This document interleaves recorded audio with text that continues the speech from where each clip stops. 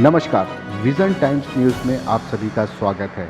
आइए नज़र डालते हैं आज की खबर पर। राजनांदगांव जिले के खैरागढ़ विधानसभा उपचुनाव के लिए नामांकन के आखिरी दिन भारतीय जनता पार्टी प्रत्याशी कोमल जंघेल ने गाजे बाजे और रैली निकालकर अपना नामांकन दाखिल कराया है। नामांकन दाखिले के दौरान भारतीय जनता पार्टी के राष्ट्रीय उपाध्यक्ष डॉक्टर रमन सिंह, भाजपा प्रदेश अध्यक्ष विष्णुदेव साय साथ थे। नामांकन रैली के पूर्व भारतीय जनता पार्टी ने सिंधु भवन में कार्यकर्ता सम्मेलन का आयोजन किया गया, जहाँ पर पूर्व मुख्यमंत्री डॉक्टर रमन सिंह ने कार्यकर्ताओं को चुनाव प्रचार प्रसार में जुट जाने को कहा। उन्होंने मीडिया से चर्चा करते हुए कहा है कि 3 साल की प्रदेश सरकार अपने घोषणा पत्र में किए गए वादों को पूरा नहीं कर पाई है।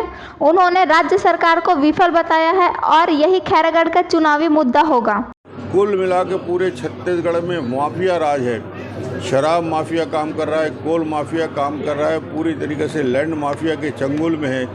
और जिस प्रकार पूरे प्रशासन में गिरावट आया है, जिस प्रकार सट्टा जुआ अपराध बढ़ा है, अपराधियों की संख्या बढ़ी है, मुझे लगता है कि ऐसी सरकार से छत्तीसगढ़ की जनता ऊब चुकी है। अब ये टर्निंग पॉइंट होगा।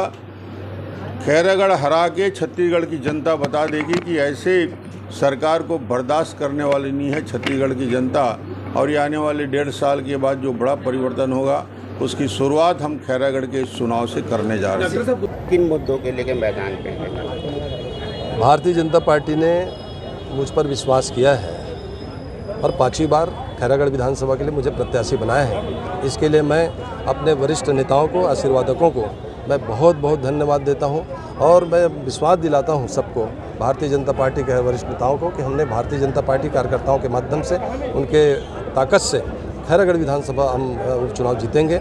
और रही ये सवाल मुद्दा के, भारतीय जनता पार्टी की जो विषय है, वहाँ पे चुनाव में मुद्दा प्रमुख रूप से प्रदेश सरकार की है। प्रदेश सरकार जो भूपेश इस प्रदेश के मुख्यमंत्री हैं, वो विकास का कोई भी काम नहीं कर रहे हैं, सिर्फ वादा करते हैं और वादा करके सरकार बनाए हैं और जो वादा उनने किया था वो पूरा नहीं हो पाया है। जैसा कि पूरे किसानों का कर्ज माफ़ कर दूंगा, कितना भी पैसा रहा है, कितना भी कर्ज रहा है, लेकिन हर किसान का कर्ज माफ़ नहीं हुआ है। किसी का आधा हुआ है, किसी का और कम हुआ है और किसी का हुआ भी नहीं है, कुछ का हुआ भी है। इस प्रकार से ये जो कर्ज माफ़ी में असमानता है। ठीक उसी प्रकार से किसानों को बोले कि मैं बोनस दूंगा 2 साल का, बोनस मिला नहीं।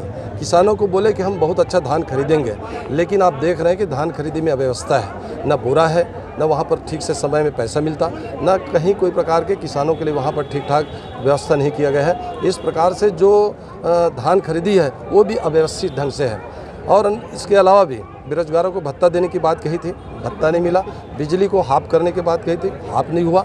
और ऐसे कई मुद्दा, जैसे आप सबसे बड़े मुद्दा वादा जो किए थे कि हम शराब बंद कर देंगे। आप देख रहे होंगे कि शराब कहाँ बंद है। शराब तो अब गली गली में बिक रहे हैं, गांव के हर चौक चौराहे पर बिक रहे हैं। ये गंगा जल लेकर के क्या यही कसम खाए थे कि हम शराब बेचेंगे? उनने तो ये कहा था कि हम शराब बंद कर देंगे। इस प्रकार से उनका अनेक प्रकार के जो गलत नीति और गलत ढंग से धोखा दे करके वादा किया गया था, उस वादा को हम याद दिलाएंगे जनता के बीच में कि ये वादा करके सरकार बना लिया है, लेकिन वादा को पूरा नहीं किया है। ये हमारा सबसे बड़ा मुद्दा रहेगा।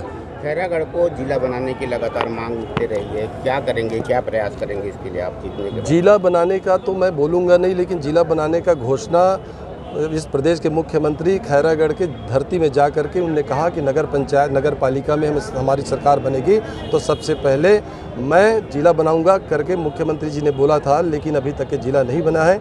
लेकिन जब भी हमारी सरकार बनेगी भारतीय जनता पार्टी में, हम उच्च स्तर पर इस पर बात करके चर्चा करेंगे।